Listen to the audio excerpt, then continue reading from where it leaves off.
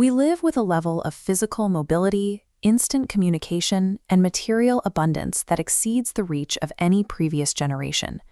We can cross oceans in hours, heat our homes with a thermostat, and access the sum of human knowledge from a device in our pockets. Yet, alongside this external comfort, rates of chronic stress, anxiety, and professional burnout sit at record highs. We routinely tie our psychological well-being to fluctuations in the economy, the opinions of strangers online, and corporate hierarchies, elements we have no ability to direct. We engineered an environment designed to eliminate friction, but we remain bound by the chaos of our own minds. To find a solution to this modern paralysis, we have to look away from luxury and examine the lowest tier of ancient society. 2,000 years ago, a boy named Epictetus was born into slavery in the Roman Empire. He held no property and possessed zero legal rights. His daily survival was dictated by the volatile temperaments and casual cruelty of wealthy Roman nobles. Yet, historical records indicate that this impoverished laborer lived with a calmer, more resilient mind than the emperors who presided over him. His life demonstrates that autonomy does not require owning the world around you. It requires possessing yourself.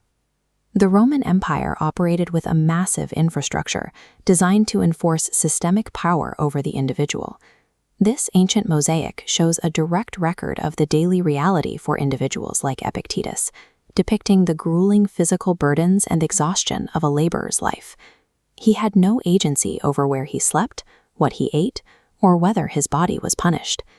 Despite this physical confinement, he quietly absorbed the lectures of Stoic philosophers and studied ancient texts. Total physical subjugation failed to prevent a determined human intellect from expanding. This diagram illustrates the mechanics of the dichotomy of control. It follows the observation that human experience is strictly divided into two categories, the internal and the external. The external sphere contains everything outside your direct will, your physical body, your financial wealth, your social reputation, and the actions of others. The internal sphere consists solely of your active perceptions, your chosen beliefs, and how you decide to respond to events. If you anchor your well-being to the external category, you guarantee your own suffering.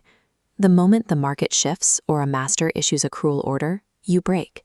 But if you draw your autonomy strictly from your internal choices, no outside force can dictate your peace.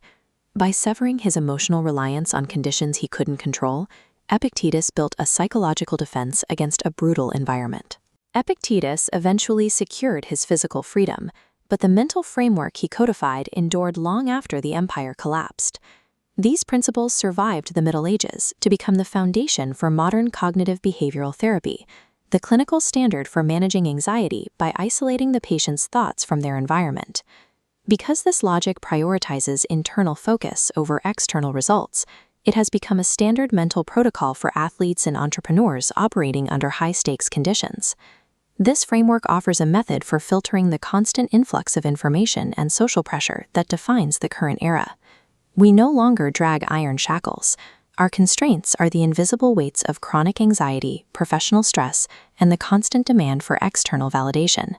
The outside world remains as volatile and unpredictable today as it was in Rome. Sovereignty exists in the specific moment we decide how to characterize our circumstances.